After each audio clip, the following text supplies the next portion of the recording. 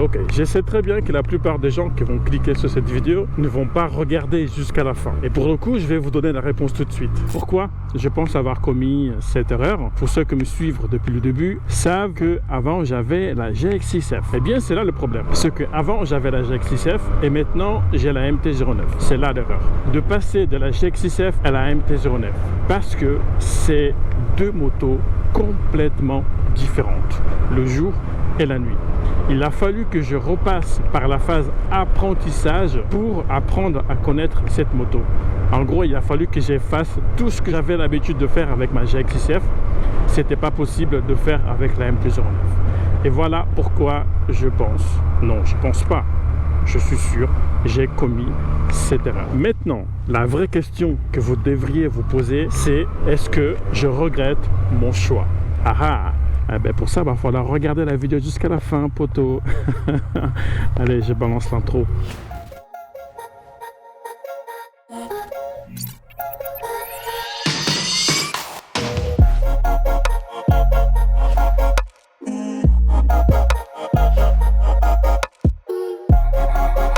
Eh bien, salut à tous, c'est Backup et bienvenue à toi qui découvre la chaîne. Avant tout, je tenais à vous remercier pour vos retours. Ça fait toujours plaisir. Merci beaucoup. Rentrons dans le vif du sujet. Je parlais de la GX6F et de la MT-09. Eh bien, pour commencer, je dirais le comportement de la moto, absolument rien à voir. Je vais commencer par le poids. Entre la GX6F et la MT-09, le poids, ça fait toute la différence. Rien que ça déjà, vraiment, elle est toute légère. Poids plume, tu la places où tu le veux, franchement, à condition d'avoir des bons pneus. Les pneus, franchement, c'est hyper important dans l'histoire. Donc voilà, à condition d'avoir des bons pneus. Un autre point, la poignée de gaz. Avec la GX6F, j'avais une accélération très fluide, très linéaire. Une accélération comme ça, tu vois, très montante mais linéaire. Avec la c'est monte et linéaire, tu vois. Voilà, c'est brutal. C'est vraiment brutal. Et ça m'a complètement déstabilisé. Sur la MT-09, ce truc est vraiment trop sensible. Et ça peut surprendre quelqu'un qui passe d'une moto lambda vers l'ami à une MT-09.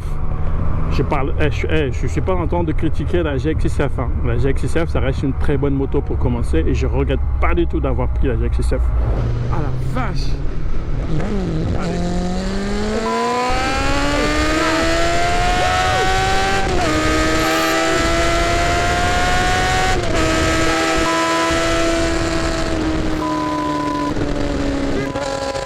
Ok, c'est juste que ce sont deux motos complètement différentes.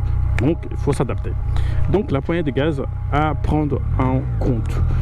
Troisième chose, ou deuxième, je ne sais plus, c'est le moteur. Le CP3, le CP3, pas le joueur de basket. Hein. Je parle du moteur, le Crossplane. Mais qu'est-ce qu'elle envoie du lourd? Sérieux, les gars? Mais non, c'est pas possible. Oh. C'est un vrai régal. Franchement, Yamaha, vous avez bien bossé là. Félicitations. Parce que là, putain. À la vache. C'est que ce moteur, donc 3 cylindres, tu as de la pêche de n'importe quel régime. En haut, au milieu ou en bas, tu as juste à ouvrir les gaz et tu l'as. La puissance, tu l'as et c'est tout de suite. Ça, c'est plutôt cool. Franchement, entre nous, ça, c'est vraiment cool. Et je peux même vous confesser un truc.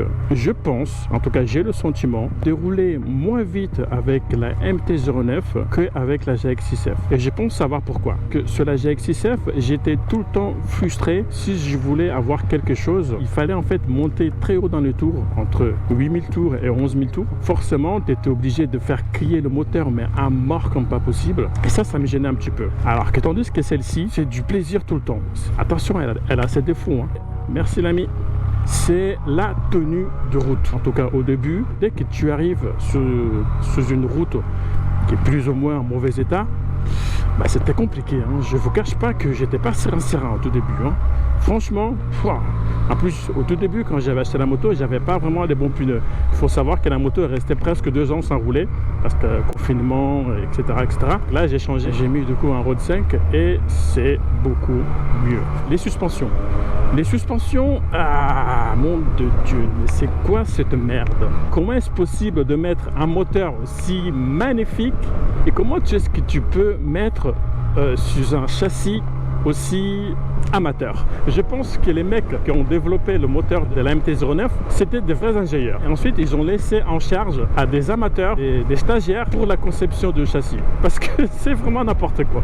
Attention, ça c'est le modèle de 2015. Je pense que le modèle les plus récentes, forcément, ils ont dû les corriger. Et c'est tant mieux. Autre élément aussi que j'ai changé, c'est que j'ai durci les suspensions arrière pour qu'elles soient plus adaptées à mon poids. Parce que sinon, l'effet chewing-gum, ça va 2 minutes. Parce que la moto, elle faisait boing, boing. C'était horrible. Là, elle le fait beaucoup moins et c'est plus agréable. Maintenant, avec ces points plus ou moins négatifs et positifs, etc., est-ce que je regrette mon choix? Eh bien, non. Je ne regrette absolument pas. Et je vais vous dire pourquoi. Mais parce que c'est un pur régal, cette moto à piloter ou à conduire. Enfin, je ne sais pas comment dire. C'est juste du régal. Il n'y a rien à dire. Franchement, tu prends la moto, tu prends du plaisir. Mais à condition d'avoir un seul élément qui pourra t'aider à maîtriser cette machine. Il y a un seul élément, il n'y en aura pas d'autre. En tout cas, me concernant, c'était le seul pour apprendre à conduire cette moto. Regarde comment elle tourne toute seule. Oh là là, c'est trop facile. Le seul élément qui pourra t'aider, le seul élément qui pourra être ton allié pour apprendre à connaître cette moto, pour apprendre à le maîtriser, c'est le temps. Il faut laisser du temps entre toi et la MT-09. Et je pars pour ces modèles, de 2015. Les autres, je ne sais pas. Il faut passer par 3 phases. La première phase, c'est que tu t'adaptes à la moto. Deuxième phase, c'est que la moto va s'adapter à toi. Et la troisième phase, il n'y en a pas. Belle amie. Il n'y en a pas. Voilà, tout simplement. Non, mais en fait, je veux dire par là que tu sauras t'adapter à la moto. Forcément, tu vas pouvoir en fait savoir comment tu veux la piloter selon l'état de la route. C'est aussi simple que ça. Et grâce à cet élément, qui était mon seul allié, je peux vous dire que je peux vous confirmer qu'aujourd'hui, je suis heureux d'avoir cette MT-09. Le retour n'est pas encore complet. Il me reste une dernière chose, c'est les longs trajets. J'ai prévu de faire de road trip là en fin juillet avec 6 autres camarades. Ça va être formidable, j'ai hâte. Et là, je pense que j'aurai un retour un peu plus complet que celle d'aujourd'hui, celle que je vous livre là aujourd'hui. Voilà, donc je ne regrette pas. Enfin, j'ai commis une erreur, mais je ne le regrette pas parce que le temps m'a permis d'apprendre à connaître cette moto.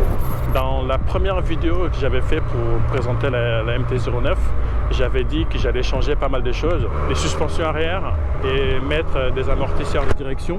Finalement, ça va attendre. Je vais pas faire ça, pas tout de suite, et je pense que je le ferai pas. À la limite, je vais peut-être changer les suspensions arrière, mais pas tout de suite. Là, la priorité, ça va être le shifter. Le shifter, c'est la vie, c'est aussi simple que ça. L'amortisseur de direction, je vais plus la changer. Je peux accélérer sans qu'elle lève, donc parce que je maîtrise maintenant la poignée de gaz. Et je sais comment me positionner aussi au niveau du mon corps pour éviter justement qu'elle lève. Il y a plusieurs trucs en fait que tu apprends avec le temps. Tu apprends à connaître la machine dans un premier temps, connaître tes limites, et du coup voilà, je pense que je vais la garder telle quelle. Je vais la garder telle quelle, je pense. Bon les gars, c'était Bike Up pour vous servir. Je vous dis à la prochaine, prenez soin de vous et que Dieu vous garde. Ciao.